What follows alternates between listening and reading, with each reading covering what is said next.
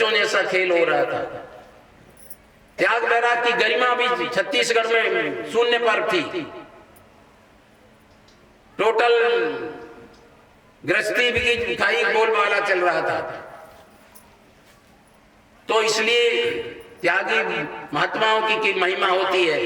इस प्रकार से आश्रम के ऊपर झंडा होना चाहिए। ये हमें हमारे आश्रमों से ही शुरुआत हुआ है। सुबह गुरु महिमा पाठ होना चाहिए। हर घर में संध्या पाठ, गुरु महिमा, अनुराग सागर, अच्छे पवित्र ग्रंथ, साखी ग्रंथ, बीजक, ब्रह्म निरूपणम आज जैसे महान ग्रंथ हर घर में होना चाहिए। साहित्य का हमने बहुत, जहां भी हमारी गाड़ी जाती है, हम लोग प्रचार जाते हैं, गाड़ी बड़ी इसलिए ली जाती है कि जहां हमारा प्रचार केंद्र भी उसमें जा सके। लाखों का साहित्य भी हम लोग बांट देते हैं। हर संस्थानों को, समितियों को, आश्रमों को सब निःशुल्क दे देते हैं। इसलिए कबीर पंथ की एक व्यवस्था दी। हर देखना, आप कहीं पर भी गिरजाघर होगा, ईसाइयों का चर्च होगा, दूर से समझ जाएंगे ईसाइयों का ये चर्च है। मस्जिद होगी छोटी बड़ी, आप बता देंगे मुसलमान की मस्जिद है। गुरुद्वारा होगा, ये सिखों का गुरुद्वारा है। लेकिन कबीर पंथ में आश्रमों का कोई स्वरूप ही निश्चित नहीं किया। मन में आए जैसा तैसा करो। तो हमारे भी आश्रमों का एक मॉडल होना चाहिए, चाहे छोटा हो चाहे बड़ा हो। कबीर पंथियों में एक सिस्टम होना चाहिए। भेंटबंदी कोई तरह तरह से बंदगी कर रहा है, कोई लेट के कर रहा है, कोई एक हाथ से कर रहा है, कोई साइकिल के पैडल की तरह एक एक पैर कोई घुमा रहा है। बंदगी भी 36 प्रकार की बंदगी लोग कर रहे हैं। हमारे साहब ने क्या 36 प्रकार की बंदगी बतलाई? चौका आरती का कोई निश्चित रूप नहीं। कोई गुजरात में हम कुछ चौका आरती का रूप देख रहे हैं, महाराष्ट्र में कोई दूसरा रूप देखा हमने, छत्तीसगढ़ में कुछ दूसरा, मध्य प्रदेश में दूसरा। तो चौका आरती को भी समीकरण बना करके और एक चौका विधान बनाया, चौका पद्धति निकाली। विवाहों में भी अंतर, तो विवाह पद्धति, कबीर पंथी मत विवाह पद्धति सबसे पहले हमारी संस्था से ही प्रकाशित हुई, हम ही ने की। पूरे कबीर पंथ को व्यवस्थित करने का हमने भरसक प्रयास किया है। तो कबीर पंथ में भी हम कबीरपंथी ध्यान को महत्व देते हैं। हमारे बंदी छोर ने ध्यान की विधा बतलाई है, ध्यान का सिस्टम है। और आप विज्ञान चेतावनी में देखना, पूरी सहज समाधि की सैर कराई है। विज्ञान स्त्रोत में संध्या पाठ में आप खूब पढ़ते होंगे। विज्ञान स्त्रोत सबसे पहले तो वही है ना, सत सत के नाम से सत्सागर भरा, सत का नाम तही लोग छा जा। तो इस प्रकार से विज्ञान स्त्रोत में पूरी साध समाधि है, वो ब्रह्म का परिचय है। हमारा साहेब कैसा है? आवे न जावे, लगावे न सेवा, नहीं बार पारे न मध्य न तीरा, ज्यों का त्यों तत्व गहरे गंभीर। सदगुरु कबीर साहब ने 10 अवतारों को क्रॉस कर दिया, नकार दिया। 10 अवतार निरंजन लीना, शो नहीं करता होई, वह तो अपनी करनी भोगे करता तो और ही कोई ऐसा नहीं करता कि करता नहीं है। ऐसे भी मता चल गए हमारे में, हमारे इसमें ही कबीर पंथ में ये 12 पंथी लोग, कोई ईश्वर नहीं। कबीर साहब का तिलक लगाने से क्या होता है?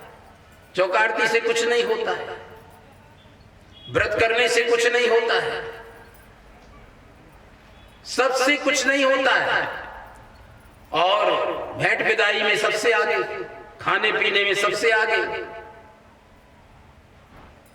केवल बगुला कैसा भेष बनाने मात्र से नहीं।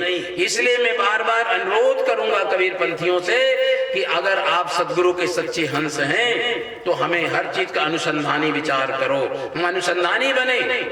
इतने भोले भाले ना बने कि कोई आया उसने अपनी बात जमाई, आप उस तरफ लुढ़क गए, दूसरा आया उसने अपनी बात जमाई, उस तरफ लुढ़क गए। अरे स्थिरता का परिचय दो। थोड़े किसी के बहलाने फुसलाने में भी आप जल्दी भाग जाते हैं। अपनी सत्य ध्रुव में कायम रहो।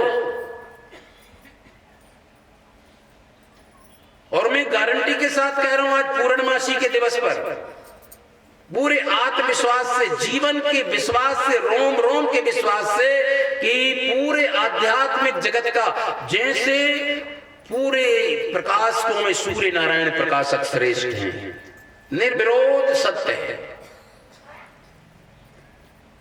और सभी नदियों में गंगा नदी श्रेष्ठ है। मैं ऋषिकेश ऊपर की पहाड़ियों से देखा हूं, बर्फ पिघल पिघल करके पानी आ रहा है, वहां कहां से जीवाणु होंगे? पूरी नदियों से सबसे पवित्र नदी गंगा नदी श्रेष्ठ है। सभी हाथियों में ऐरावत का नाम वहां का हाथी श्रेष्ठ है। 84 लाख योनियों में मनुष्य का जीवन श्रेष्ठ है। बात सही है ना? हमारे कबीर साहब ने, सभी ने भी कहा और सत्य है, मनुष्य जीवन श्रेष्ठ है।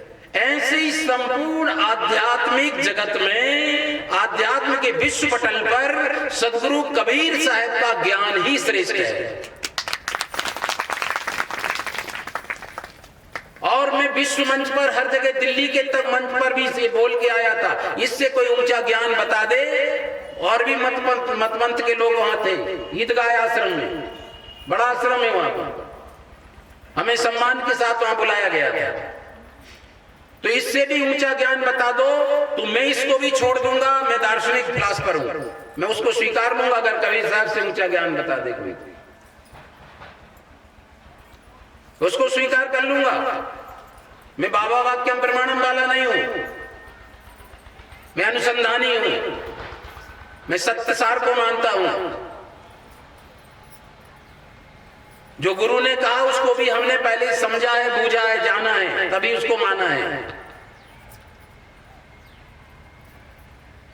इसलिए निश्चित कबीर साहब का ज्ञान ही सर्वोपरि है।